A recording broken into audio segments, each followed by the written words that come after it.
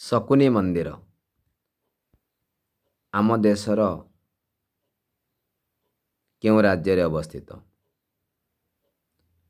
ପ୍ରଶ୍ନ ଶୁଣିବା ପରେ ଆପଣମାନଙ୍କ ମନରେ ଉତ୍ତର ଜାଣିବା ପାଇଁ ନିଶ୍ଚିତ ଭାବରେ ଆଗ୍ରହ ଏବଂ ଇଚ୍ଛା ସୃଷ୍ଟି ହୋଇଥିବ। ସେହି ଆଗ୍ରହ ଏବଂ ଇଚ୍ଛାକୁ ଆମେ ନିଶ୍ଚିତ ଭାବରେ ପୂରା କରିବୁ, କାରଣ ଆପଣ ଆମ ୟୁଟ୍ୟୁବକୁ ଦେଖୁଛନ୍ତି ଏବଂ ଜଣେ ସବସ୍କ୍ରାଇବର ବି ହୋଇଛନ୍ତି। ସେଥିପାଇଁ ଆମେ ନିଶ୍ଚିତ ଭାବରେ ପ୍ରଶ୍ନ ସହିତ ଉତ୍ତର ପହଞ୍ଚାଇବାକୁ ଆମେ ଚେଷ୍ଟା କରିବୁ। ଆମେ ଉତ୍ତର ଆପଣଙ୍କୁ ଭିନ୍ନ ପ୍ରକ୍ରିୟାରେ ଦେବା ପାଇଁ ଚାହୁଁଛୁ। ଆପଣ ନିଜେ ପଢ଼ି ଏହାର ଉତ୍ତର ଜାଣିପାରିବେ।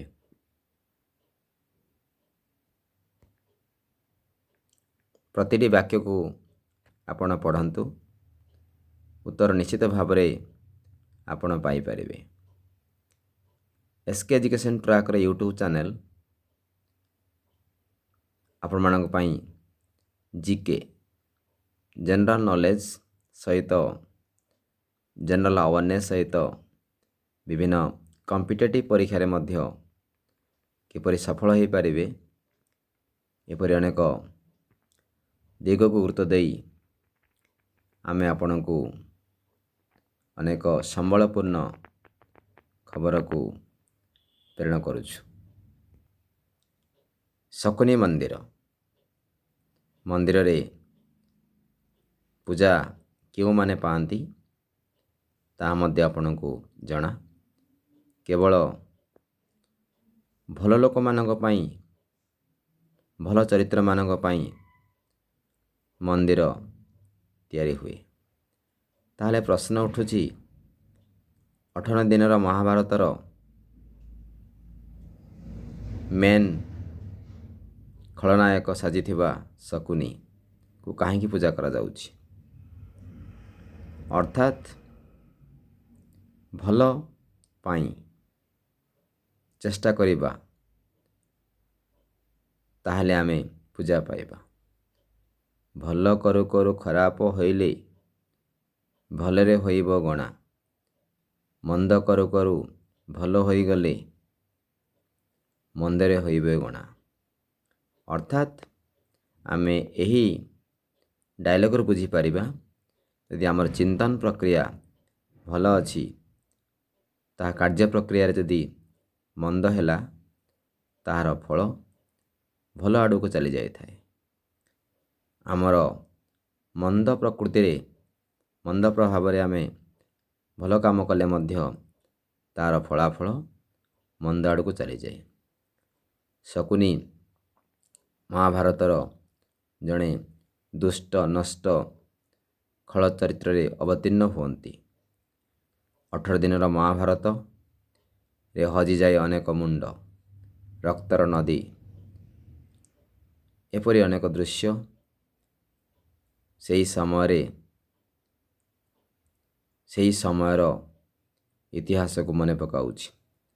ମହାଭାରତ ଏକ ପରିବାର ସମ୍ପର୍କିତ ଏବଂ ଭାଗବଣ୍ଟାକୁ ନେଇ ଆରମ୍ଭ ହୋଇଥିଲା। ଧର୍ମ ସଂସ୍ଥାପନା ପାଇଁ, ସତ୍ୟର ପରିପ୍ରକାଶ ପାଇଁ ବିଭିନ୍ନ ବ୍ୟକ୍ତି ବିଭିନ୍ନ ଚରିତ୍ରରେ ଅବତୀର୍ଣ୍ଣ ହୋଇ ବିଶ୍ୱରେ ଧର୍ମକୁ ରକ୍ଷା କରିବା ପାଇଁ ଯେଉଁମାନେ ଆସନ୍ତି ସେମାନଙ୍କୁ ସୁରକ୍ଷା ଦେବା, ଯେଉଁମାନେ ଭଲ ଆଡ଼କୁ ଆସୁନାହାନ୍ତି ସେମାନଙ୍କୁ ନଷ୍ଟ କରିବା ପାଇଁ ଅନେକ ଯୋଜନା ଚାଲିଥିଲା। ଶକୁନି